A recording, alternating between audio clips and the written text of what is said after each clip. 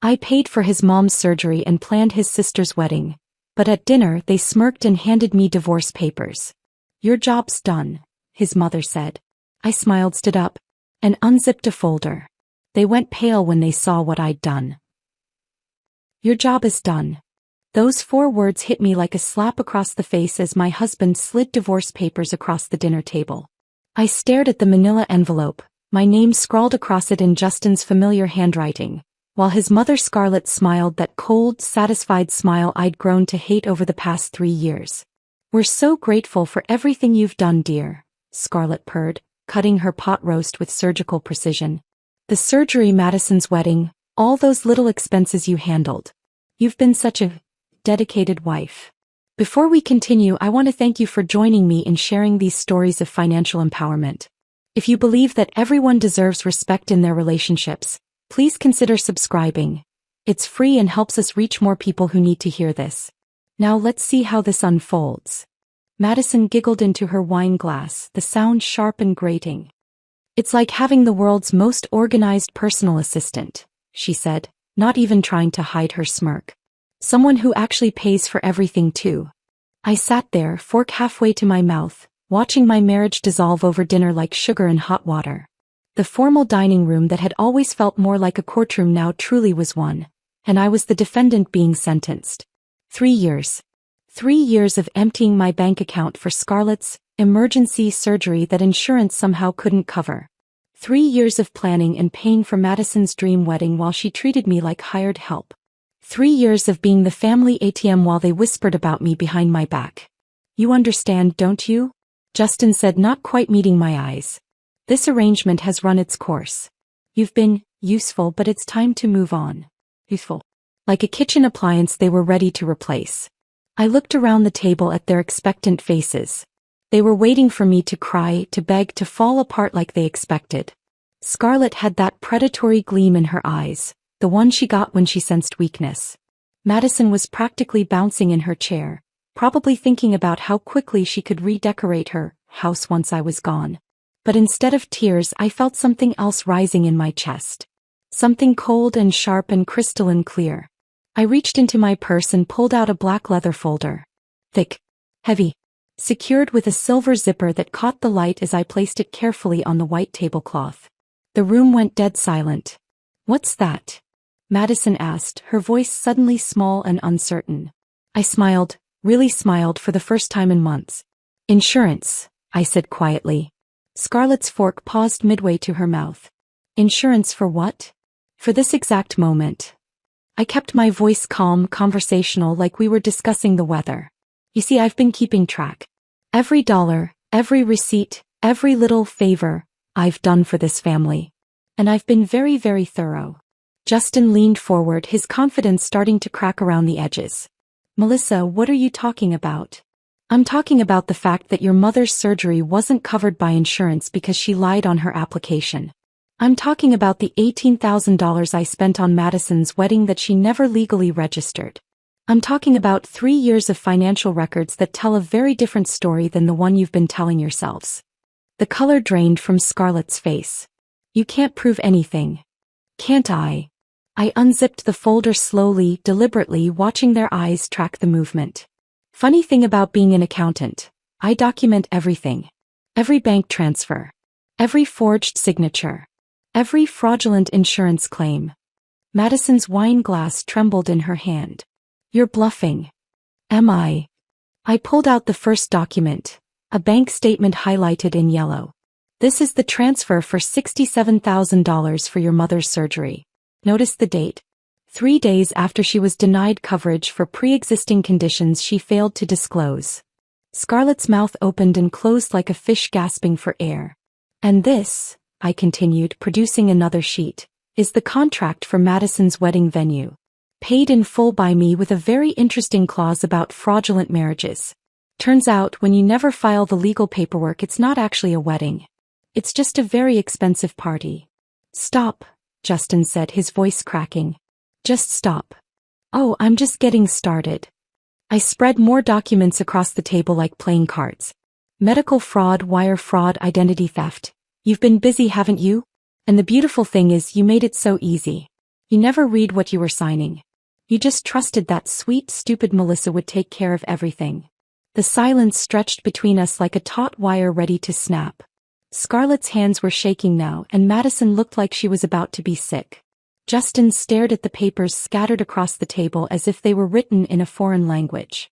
"What do you want?" he whispered. I smiled again, wider this time. "Want? I don't want anything, Justin. I already have everything I need." I gestured to the documents. Signed confessions, financial records, email trails. 3 years' worth of evidence that you used me, manipulated me, and committed multiple felonies in the process. "You wouldn't," Scarlett breathed. "Try me." I stood up slowly, leaving the folder open on the table like a bomb with the pin pulled. "You want to know what your job has done? It is. You used me to clean up your messes, to pay your bills, to make your problems disappear. But here's the thing about problems. They have a way of coming back." I walked around the table, my heels clicking on the hardwood floor with each measured step. "You thought you were getting rid of a liability. But what you actually did was create one. See, when you betray someone who handles your money, who knows your secrets, who has access to your entire financial history, well, that's just poor planning." Madison started to cry, quiet tears streaming down her cheeks. "Please, we can work this out." "Work it out?" I laughed, and the sound was sharper than I intended. "You mean like we worked out your mother's surgery? Or your wedding? Or the 50 other emergencies I've funded over the years?" I reached the door and turned back to look at them one last time. 3 people who had used me, dismissed me, and thrown me away like garbage. Now they sat frozen around their perfect dinner table, surrounded by evidence of their own greed and stupidity. "Enjoy your divorce papers," I said, my hand on the doorknob. "I'll be sending some papers of my own very soon.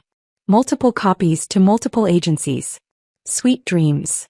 I walked out into the night air, leaving behind 3 years of their manipulation and my own naivety.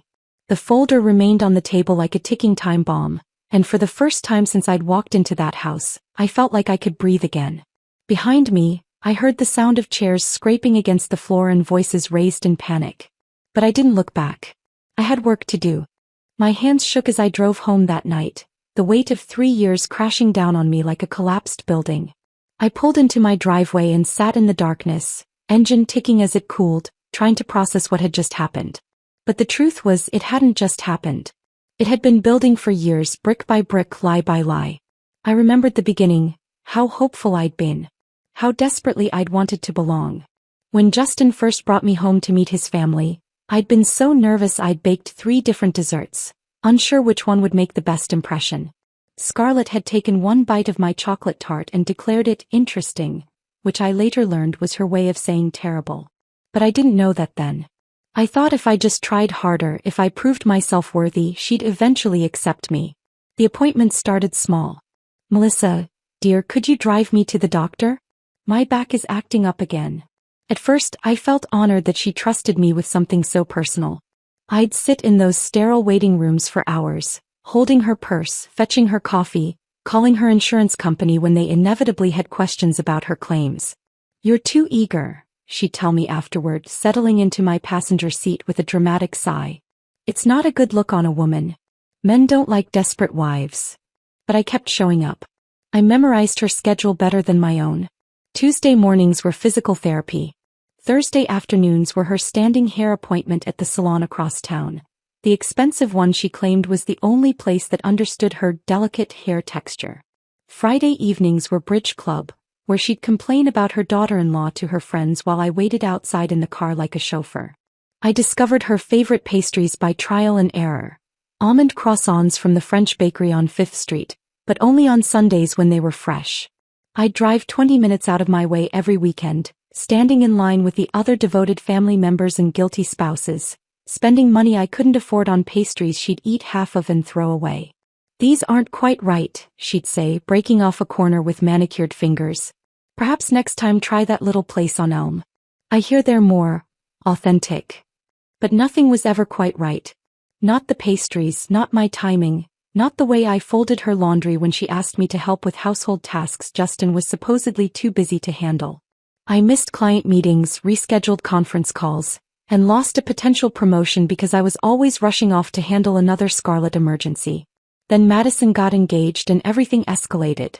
I need someone I can trust, she'd said, grabbing my hands with tears in her eyes. Someone who really understands what makes a wedding special. Will you help me plan it? I was so touched, so grateful to finally be needed, that I said yes before asking any questions. Planning Madison's wedding became my second full-time job. I researched venues during my lunch breaks, called caterers from the office bathroom, and spent my evenings creating color-coded spreadsheets that would make military logistics officers weep with envy. The venue deposit alone was $8,000. Just put it on your card for now, Madison had said breezily. We'll sort out the money later. Later never came.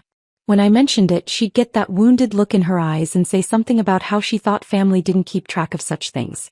I booked the photographers, the florists, the string quartet. I tasted 17 different cake flavors across 4 different bakeries. I spent an entire Saturday crawling around on the floor of a warehouse, sorting through thousands of fairy lights to find the exact shade of warm white that matched Madison's vision. You're such a godsend, she'd tell people at bridal showers, her arm around my shoulders like we were best friends. I don't know what I'd do without her. But when her actual friends were around, the tone changed. I'd walk into rooms and catch the tail end of conversations that stopped abruptly when they saw me. Once I overheard her on the phone through the bathroom door at the bridal boutique. She's like a free assistant, Madison was saying, her voice bright with amusement. It's cute really. He tries so hard to be helpful. Justin says she's always been like that, desperate to please. Makes her easy to manage. Easy to manage. The words hit me like ice water. But it was Justin's transformation that cut the deepest. The man who'd once defended me at family gatherings, who'd pull me close when his mother made her cutting remarks, slowly began to drift away like a boat with a severed anchor. It started with small things. When Scarlett criticized the way I'd arranged the flowers I'd brought for Sunday dinner, Justin used to say, "Mom, they're beautiful. Melissa has great taste." Then it became, well, everyone has different preferences. Eventually, he'd just chuckle along with her criticisms as if my feelings were a shared joke between them. The night Madison accidentally spilled red wine on the white silk dress I'd lent her, a dress that had cost me 2 weeks' worth of grocery money, I expected Justin to at least acknowledge that it was unfortunate. Instead, he shrugged and said, "Accidents happen. It's just a dress. Just a dress. Just my money. Just my time. Just my dignity." He stopped touching me casually. No more hand on my back when we walked through doorways. No more absent-minded shoulder squeezes when he passed behind my chair. I became invisible in my own marriage, a ghost haunting the edges of his real life with his real family. The money request started after Scarlett's first surgery consultation. "Just a small loan, dear," she'd said, her voice weak and fragile. "The insurance is being difficult about coverage, and you know how these medical offices are about payment." I wouldn't ask, but $5,000. Then another $3,000 for additional tests. Then $10,000 more when the insurance claim was mysteriously denied. Always cash, always urgent, always with that wounded look when I hesitated. Madison's wedding expenses multiplied like bacteria. The caterer needed additional payment for unexpected costs. The florist had miscalculated the original quote. Invoices disappeared and had to be paid again. Every vendor seemed to have my phone number, my credit card information, and the assumption that I was personally responsible for every penny. "The booking confirmation must have gotten lost," Madison would say, wide-eyed and helpless. "Can you just handle it? You're so much better with these business things than I am." Justin waved off every questionable charge on our joint credit card. "Billing errors happen all the time," he'd say without looking up from his phone. "Just call the company and sort it out." But I was sorting it out by paying for everything twice. The tipping point came at Madison's engagement party. I'd spent 3 days cooking and decorating, transforming our backyard into something worthy of a magazine spread. I was exhausted, my feet aching from standing all day, when I overheard Madison holding court near the dessert table. "Melissa's basically Justin's secretary at this point," she announced to a circle of her sorority sisters, gesturing toward me with her champagne flute. "She handles everything, bills, appointments, party planning.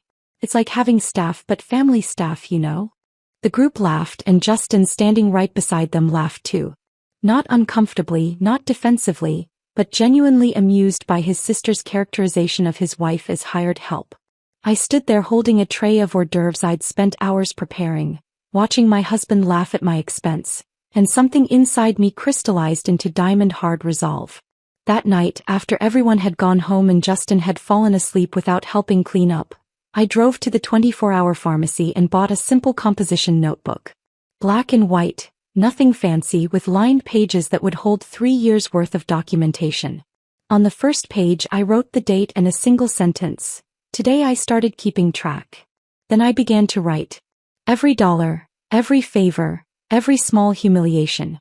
Every appointment I'd driven to, every bill I'd paid, every time they'd smiled to my face and laughed behind my back. I wrote until my hand cramped, until the sun started to rise, until I'd filled 12 pages with the true story of my marriage. And for the first time in 3 years I felt like I had some measure of control over my own life. The notebook would grow thick with evidence. But that night it was just the beginning of my journey back to myself. The next morning I called in sick to work for the first time in 2 years. My hands were steady as I dialed, my voice perfectly normal as I explained to my supervisor that I had a family emergency to handle. In a way it wasn't even a lie. I spread everything across my kitchen table. Bank statements, receipts, credit card bills, text messages, emails. 3 years of financial carnage laid out like evidence at a crime scene. The sheer volume was staggering. I'd been hemorrhaging money so gradually that I'd never seen the full picture until now. $67,000 for Scarlett's surgery. $38,000 for Madison's wedding. Countless smaller amounts. Grocery runs, gas money, restaurant bills where I somehow always ended up paying, utility payments when their accounts were temporarily frozen. The grand total made my stomach lurch. But I wasn't just collecting receipts anymore. I was building a case. I opened my laptop and created a new spreadsheet, titling it Family Investment Portfolio. If they wanted to treat me like a business transaction, then I'd give them one they'd never forget. Every expense got categorized, dated, and cross-referenced with corresponding text messages or emails where they'd promised to pay me back next week, or assured me it was just this once. The beauty of being an accountant is that numbers don't lie. People do, but numbers tell the truth with brutal clarity. My phone buzzed with a text from Madison. Thanks again for everything yesterday. You're the best sister-in-law ever. I screenshot it and added it to a folder labeled Evidence of Acknowledgement. Every heart emoji, every you're the best, every I owe you big time, was now documentation of their awareness of the debt they'd accumulated. That afternoon I called my old college roommate Sarah, who'd become a financial advisor in Seattle. We hadn't spoken in months, but she answered on the second ring. Melissa, what a surprise. How's married life treating you? Actually, that's why I'm calling. I need some professional advice and I need it to stay confidential. There was a pause. Sarah had always been sharp. What kind of advice? The kind that turns gifts into loans retroactively. Ah. Her voice shifted into business mode. How much money are we talking about? Just over 100,000. The silence stretched longer this time. Melissa, what the hell have you gotten yourself into? I explained everything while Sarah took notes. By the end she was making those little clicking sounds with her tongue that meant she was thinking hard. Okay, here's what we're going to do, she said finally. Every transaction over $500 can be restructured as a personal loan if you have any documentation showing acknowledgement of the debt.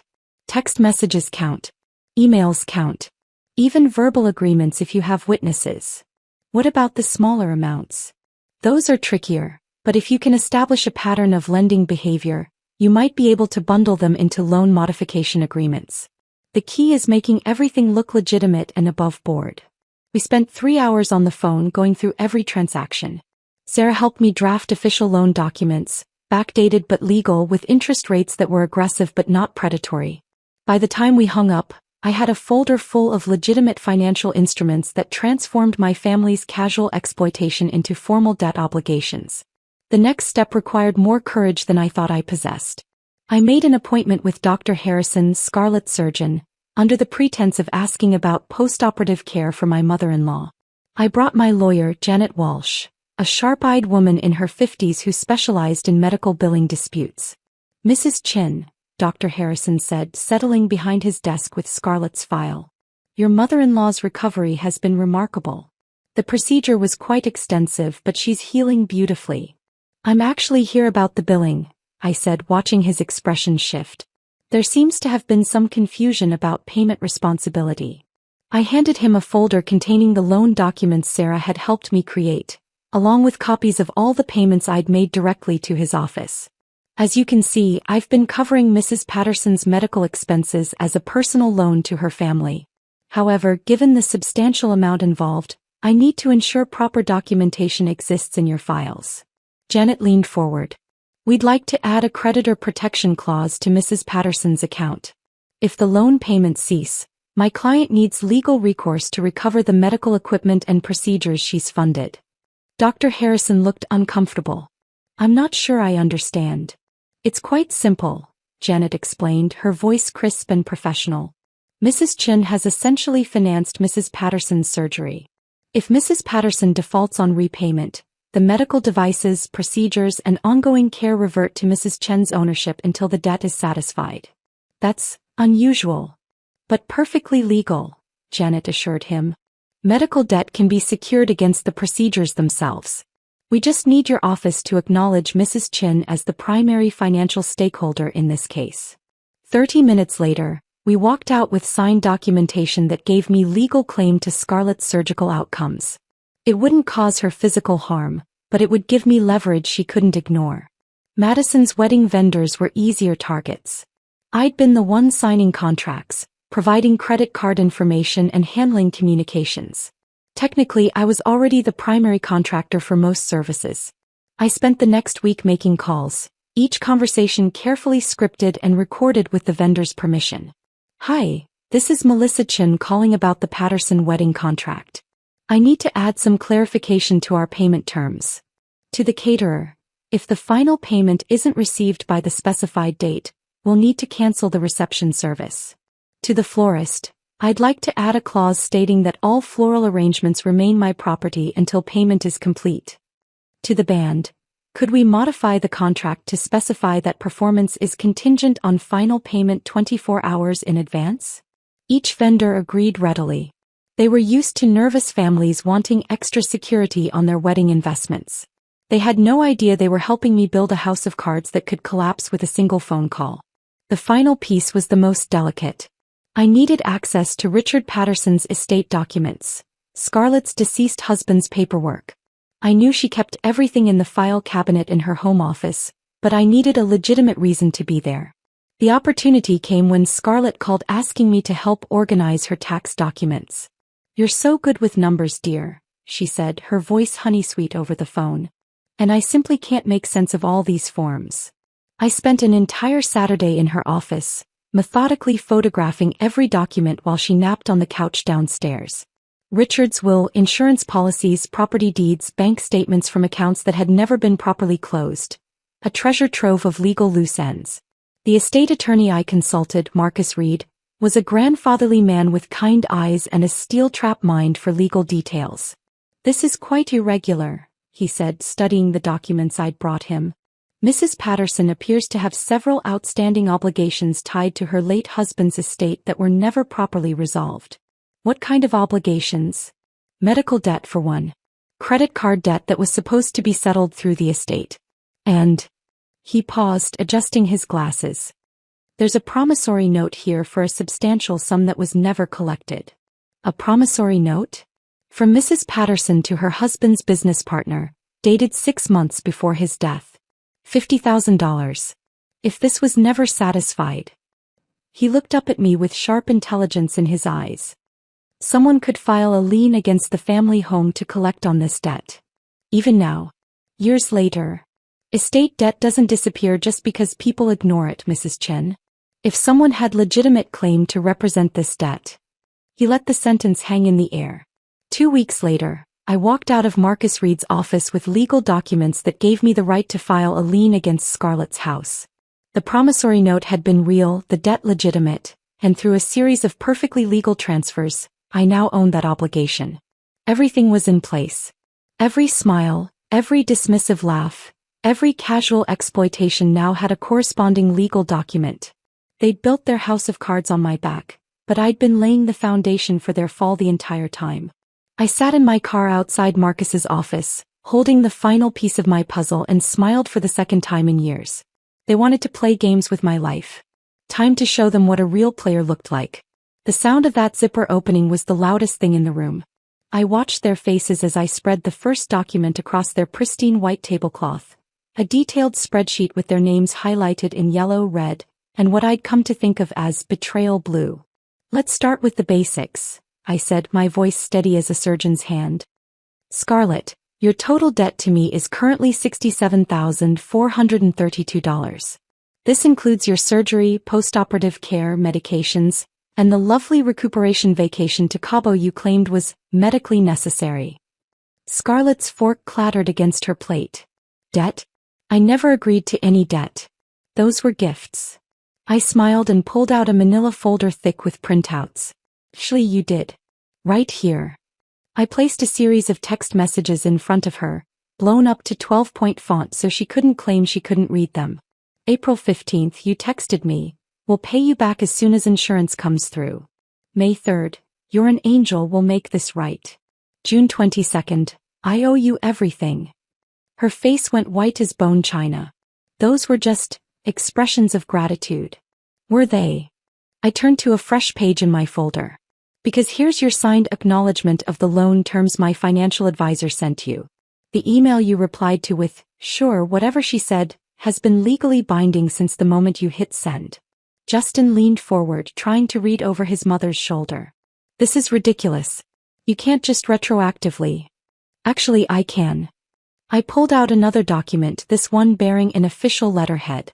"Sarah Morrison, Certified Financial Advisor, State License Number 4471. She's very good at what she does.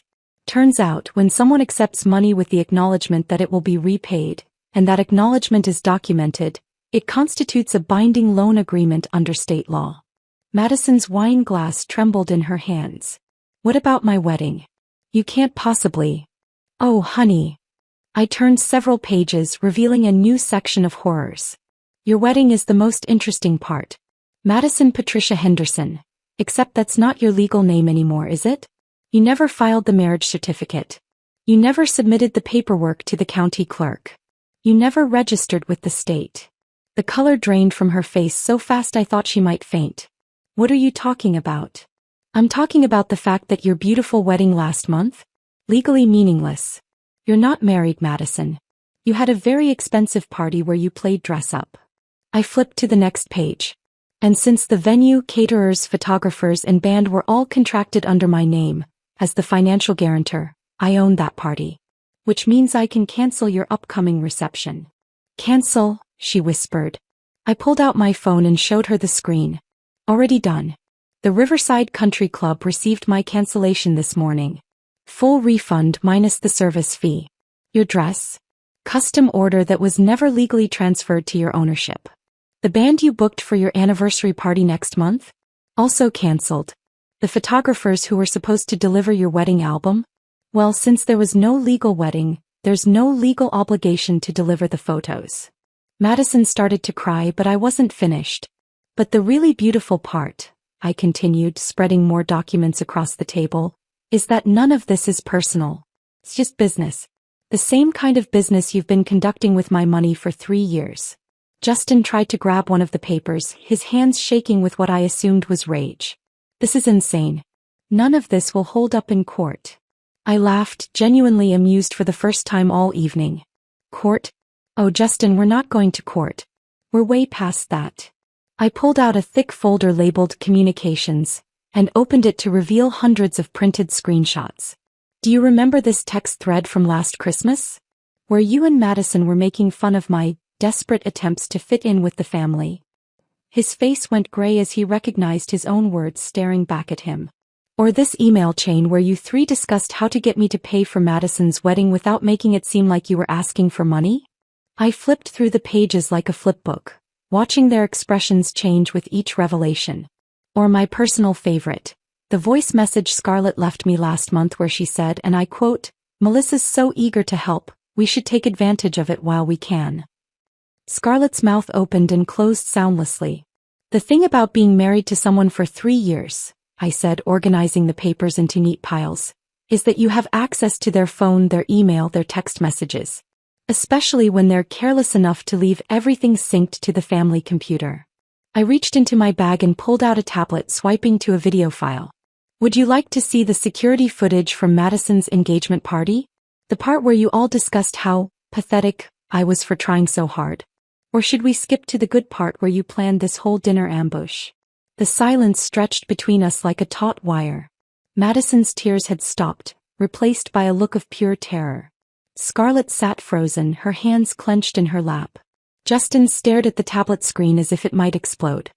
Here's what's going to happen, I said, closing the tablet and setting it aside. You're going to sit there and listen while I explain exactly how deep you've dug yourselves. Because we're not even to the good part yet. I pulled out the final folder, the thick one that had been sitting in my lawyer's office for 2 weeks, growing heavier with each additional document we'd added. Scarlett, remember when you asked me to help organize your tax documents? Such a thoughtful daughter-in-law, helping with all that tedious paperwork. I opened the folder to reveal photocopies of documents she'd never expected to see again. Funny thing about estate planning, sometimes important details get overlooked for years. Her eyes widened as she recognized her late husband's handwriting on a promissory note.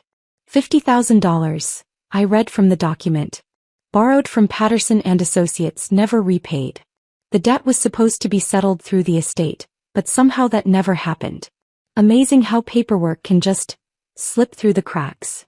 That debt was forgiven when Richard died, Scarlett stammered. Was it? I turned the page to reveal a legal transfer document. Because according to the estate settlement company, this debt was sold to a collection agency last month. And that collection agency just happened to transfer the debt to a private individual. I smiled sweetly. Me. Justin finally found his voice.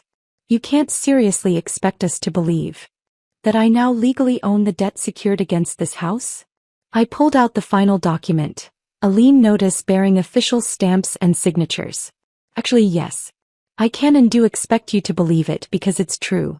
This house, the one you're sitting in right now, is collateral for a debt that's been accumulating interest for 4 years.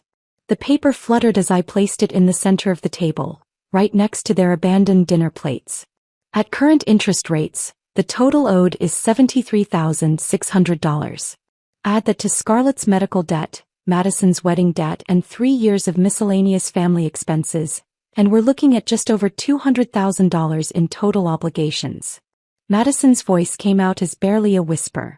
200,000? $214,876, I corrected. To be precise. The house settled around us with a small creaking sound, as if the walls themselves were sighing under the weight of what I'd just revealed. Outside, a car drove past, its headlights briefly illuminating the dining room windows before disappearing into the night, leaving us in our circle of damning documents and shattered illusions. Now, I said, folding my hands in my lap like I was about to discuss weekend plans, shall we talk about payment terms? The silence that followed my question about payment terms lasted exactly 14 seconds. I know because I counted, watching the reality sink into their faces like water into sand. Scarlett was the first to crack. How could you be this heartless? She gasped, her hand pressed dramatically to her chest. After everything we gave you, the love, the acceptance, the place in our family. I laughed, actually laughed, and the sound echoed off the dining room walls like breaking glass. Love. Acceptance. I wiped tears from my eyes, but they weren't tears of sadness. You gave me chores and debt, Scarlett. You gave me 3 years of feeling like a servant in my own marriage. That's not true, she protested, but her voice wavered. Isn't it? I pulled out my phone and scrolled to a specific recording. Should I play the voice message where you told your bridge club that I was useful for manual labor but not much else? Or maybe the one where you said Justin could do so much better if he wasn't stuck with someone so desperate? Her face crumpled like wet paper. Madison suddenly pushed back from the table, her chair scraping against the hardwood floor with a sound like fingernails on a chalkboard. This is insane, she shrieked, mascara already starting to run down her cheeks. You can't just destroy people's lives because you're having some kind of mental breakdown. Mental breakdown? I remained seated, completely calm while she paced behind her chair like a caged animal. Madison, I'm an accountant. This is what accountants do. We track expenses, calculate returns on investment, and assess when assets become liabilities. I'm not a liability, she wailed. Aren't you? I turned to a fresh page in my folder. $38,000 for a wedding that never legally happened. $12,000 in borrowed money that was never repaid. $6,000 in damaged or lost items I lent you. Another $4,000 in dinners, shopping trips, and spa days I paid for while you complained about being broke on social media. Her pacing grew more frantic. Those were family things. Sisters-in-law do things for each other. Do they? I looked up at her with genuine curiosity. What exactly did you do for me, Madison? Because I've been going through 3 years of memories and I can't seem to recall a single instance where you spent your money on me, helped me with anything, or showed up when I needed support. She opened her mouth, then closed it, then opened it again like a fish gasping for air. That's what I thought. I turned back to my documents. You ruined your future the day you built it on lies and other people's money. I just documented the process. Madison fled the room then, her sobs echoing from the hallway as her heels clicked against the marble floor. I heard a door slam somewhere in the depths of the house, followed by muffled wailing that sounded like a wounded animal. Justin, who had been sitting in stunned silence throughout this exchange, finally found his voice. Melissa, please. We can fix this. His eyes were wide and desperate, darting between my face and the documents spread across the table. Let's talk about this rationally. Like adults. I met his gaze with a smile that I knew didn't reach my eyes. Talk? Like adults. I leaned back in my chair, studying the man I'd once thought I'd spend my life with. When exactly did you start considering me an adult, Justin? Was it when you stopped defending me to your mother? When you started laughing at your sister's jokes about me being the hired help? Or maybe when you planned this whole dinner ambush without giving me so much as a heads up? He struggled to find words. It wasn't supposed to happen like this. How was it supposed to happen? I asked, genuinely curious. Were you going to ease me into the idea that my marriage was a business transaction? Maybe give me a performance review first? Great job handling our finances, mediocre job at being a wife. We're letting you go, but thanks for your service? He flinched as if I'd struck him. That's not fair. Fair. The word tasted bitter in my mouth. Justin, I spent 3 years trying to earn a place in your family while you all treated me like a combination ATM and personal assistant. I funded your mother's surgery, planned your sister's wedding, and subsidized your entire lifestyle. And your response to my dedication was to hand me divorce papers over dinner like I was getting fired from a job I didn't even know I was interviewing for. We never asked you to. Yes, you did. I pulled out another folder, this one filled with printed text messages. You asked constantly. Could you help Mom with her medical bills? Madison really needs help with wedding costs. Just this once, we'll pay you back. You asked and asked and asked, and when I gave and gave and gave, you decided I was pathetic for being so willing to help. The grandfather clock in the corner chimed 8 o'clock, its deep bronze tones marking the passage of time like a funeral bell. Justin's shoulders sagged as the weight of his choices settled on them. This wasn't a marriage, I said quietly, my voice cutting through the aftermath of Madison's dramatic exit. This was a transaction. I was the investor, you were the beneficiaries, and now it's time to settle the books. The deal's closed. As if summoned by my words, the doorbell rang. Justin's head snapped up. Who could that be? I checked my watch. Right on time. I stood and walked toward the front door, my heels clicking against the floor with the same steady rhythm as a metronome. That would be my legal representation. You're what? I opened the door to reveal Janet Walsh, my attorney, accompanied by a stern-looking man in a charcoal gray suit carrying a briefcase that looked expensive enough to fund a small car purchase. Mrs. Chin, Janet said with professional warmth. I hope we're not interrupting dinner. Not at all, I replied, stepping aside to let them enter. We were just discussing payment schedules. The man in the gray suit extended his hand to Justin, who stood frozen by the dining room table like a deer caught in headlights. Mr. Patterson? I'm David Reeves from Morrison & Associates Collections. I believe we have some documents for you. Janet opened her briefcase with the efficiency of a surgeon preparing for an operation. We have foreclosure notices, debt collection demands, and medical payment enforcement documents. There are also cancellation notices for various services and contracts currently under Mrs. Chen's financial control. Scarlett made a sound like a balloon losing air. Foreclosure.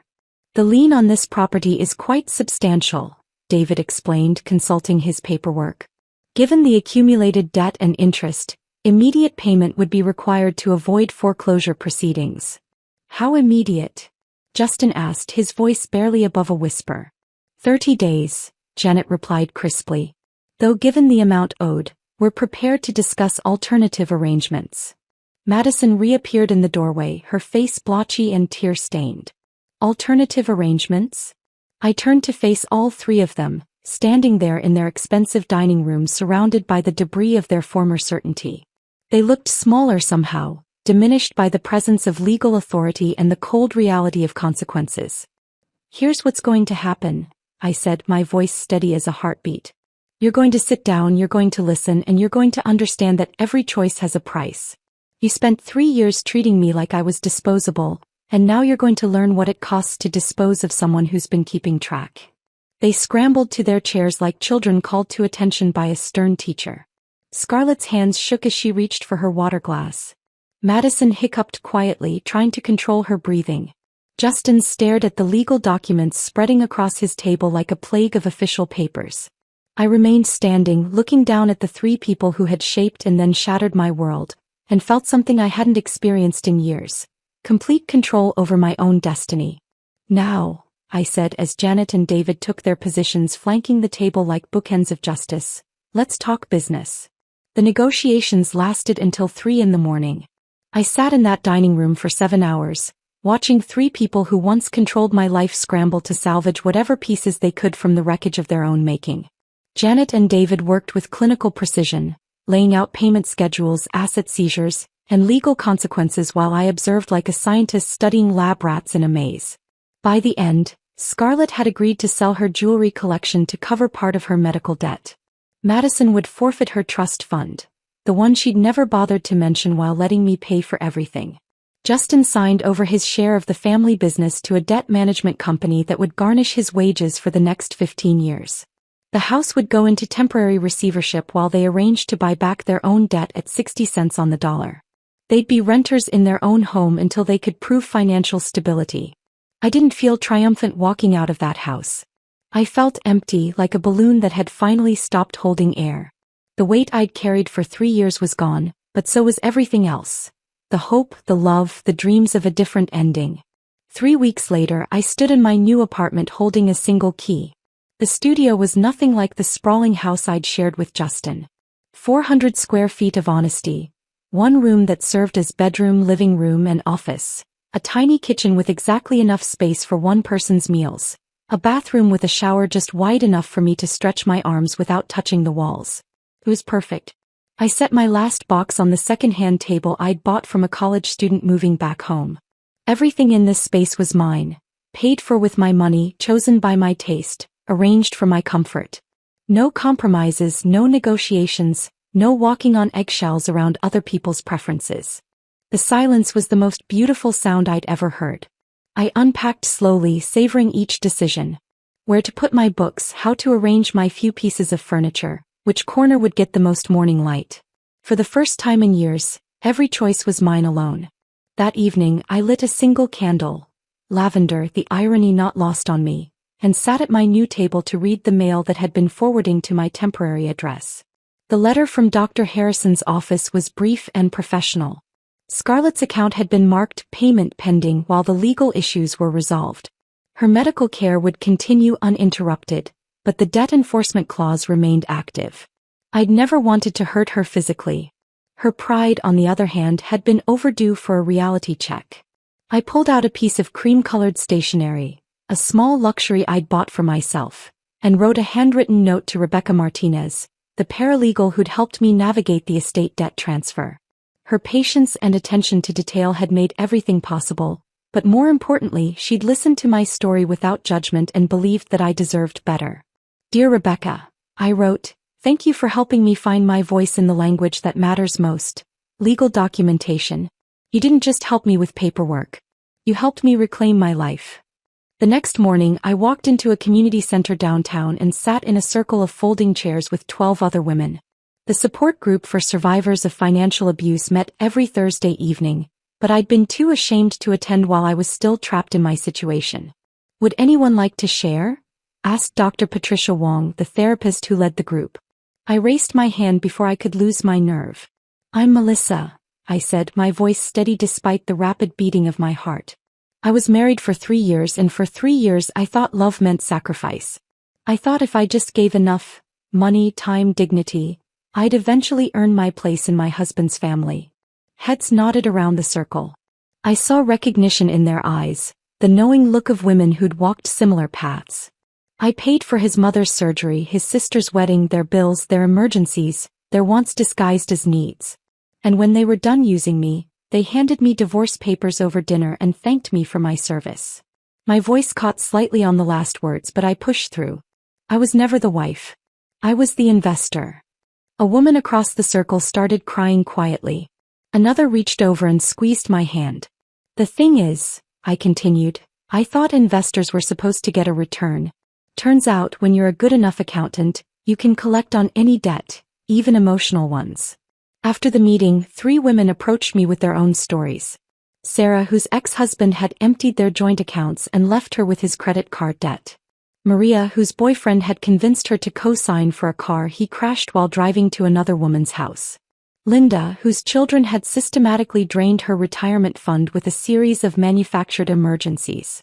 We stood outside the community center under the streetlights, sharing phone numbers and promises to stay in touch. For the first time since my marriage ended, I felt like I belonged somewhere. That night, I sat at my small table with the composition notebook I'd started 3 years ago, the one that had begun with, "Today I started keeping track."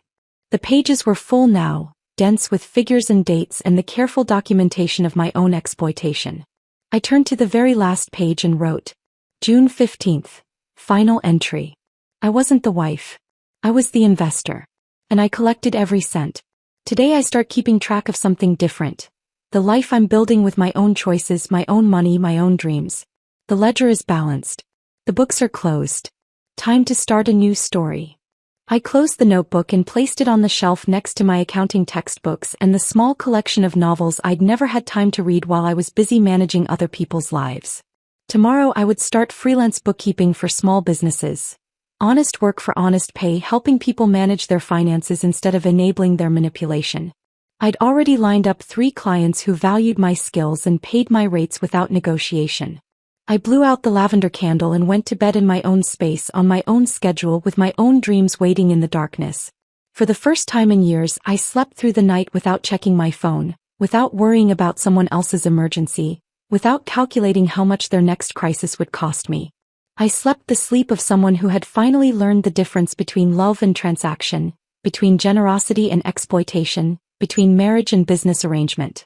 I slept like a woman who had collected her debts and bought back her own life. And in the morning I would wake up free. If this story of financial justice had you on the edge of your seat, hit that like button right now. My favorite part was when Melissa unzipped that black folder and watched their faces go pale, knowing she held all the cards. What was your favorite moment? Drop it in the comments below. Don't miss more empowering stories like this. Subscribe and hit that notification bell so you never miss an upload.